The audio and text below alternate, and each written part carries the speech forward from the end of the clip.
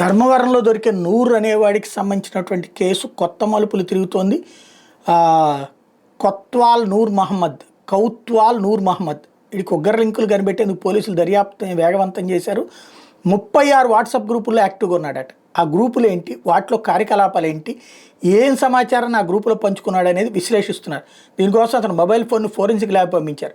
మరియు పాకిస్తాన్కి చెందినటువంటి జైషే మహమ్మద్ సహా 6 ఉగ్రవాద సంస్థల వాట్సాప్ గ్రూపుల్లో కూడా నూర్ మహమ్మద్ చురుగ్గా ఉన్నాడని ఇప్పటికే తేలింది. మరో 30 పాక్ వాట్సాప్ గ్రూపుల్లో కూడా ఉన్నాడని తాజాగా వెల్లడైంది. ఈ కేసును మరింత లోతుగా దర్యాప్తు చేసేందుకు నూర్ మహమ్మద్ని కస్టడీకి తీసుకోవాలని నిర్ణయించారు. కడప సెంట్రల్ జైల్లో ఉన్న అతన్ని కస్టడీకి ఇవ్వాలని కోరి ధర్మవరం కోర్టులో పోలీసులు మంగళవారం పిటిషన్ దాఖలు చేశారు. మరోవైపు నూర్ మహమ్మద్ను అదుపులో తీసుకున్న సమయంలో ఇచ్చిన సమాచారం ఆధారంగా ఉగ్ర లింకులు ఉత్తరప్రదేశ్, మధ్యప్రదేశ్లో ఉన్నట్టు కూడా తేలింది.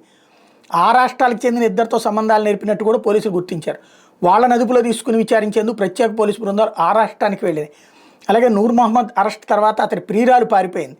సన్నిహితులు కూడా కొందరు అజ్ఞాతంలోకి వెళ్ళిపోయారు. నూర్ మహమ్మద్ ఎవరెవరు సన్నిహితంగా వివరించారు, వాళ్ళు ఎక్కడెక్కడ దాక్కున్నారు గుర్తించే పనిలో పోలీసులు నిమగ్నమయ్యారు. నూర్ ఫోన్ కాల్స్ ఆధారంగా వీళ్ళని గుర్తిస్తున్నారు. దీంతో స్థానిక అతనితో కలిసి తిరిగిన వాళ్ళల్లో కూడా ఇప్పుడు గుబులు రేగుతోంది.